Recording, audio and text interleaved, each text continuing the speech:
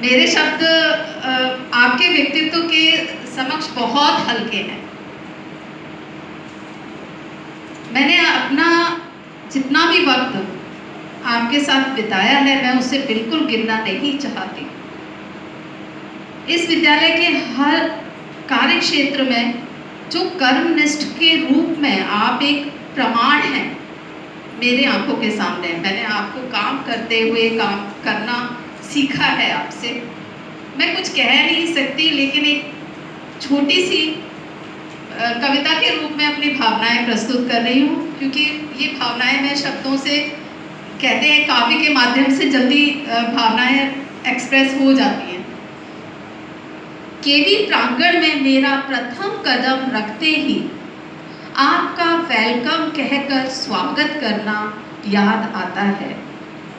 स्नेहपूर्ण आलिंगन से मेरे हृदय को छू लेना और छूकर उसमें तमाम अपनापन भर देना याद आता है। मेरे रोने पर मुझे कहना, ये आंसू तुम्हें कमजोर और बेइज्जत करेंगे। इन शब्दों को मेरे जीवन का सबब बना देना याद आता है।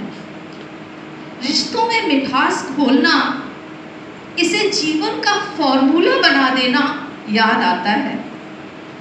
मेरे प्रति हुई शिकायतों को माँ की तरह सुन लेना, फिर बड़ी बहन के रूप में मुझे समझा देना याद आता है।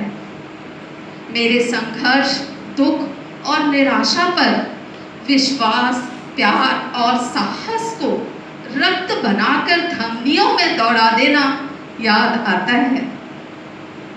टाइम टेबल बनाते वक्त मेरी हताशा पर मैं कभी कभी बहुत झुंझला जाती थी और मैम से कहती थी, मैम ये नहीं हो सकता। तो वो कहते थे, एडमिन की आवश्यकता, बच्चों के हित और शिक्षकों की सुविधा को हम पूरा न कर सके तो हम असफल हैं। इन पंक्तियों का मर्म याद आता है। कार्य को योजनाबद्ध करना नहीं भूल पाती हूँ मैं।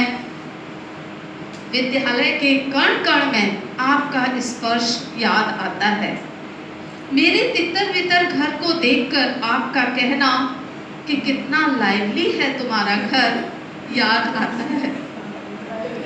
आप मेरी माँ हैं, मेरी बहन हैं, मेरी सखी सहचरी हैं।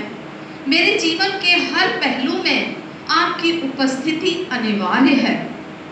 तो फिर कैसे कह दूं विदा सरोज के कर्मशील व्यक्तित्व की सृजन करता सर्वजीत को। ईश्वर तो प्रत्यक्ष नहीं है, अवश्य ही उसने मुझसे रिश्ता जोड़ने का माध्यम आपको ही बनाया है। उसी ईश्वर से दुआ करती हूँ कि आपको स्वस्थ, खुश और सफलता प्रदान करें। आपका बहुत बहुत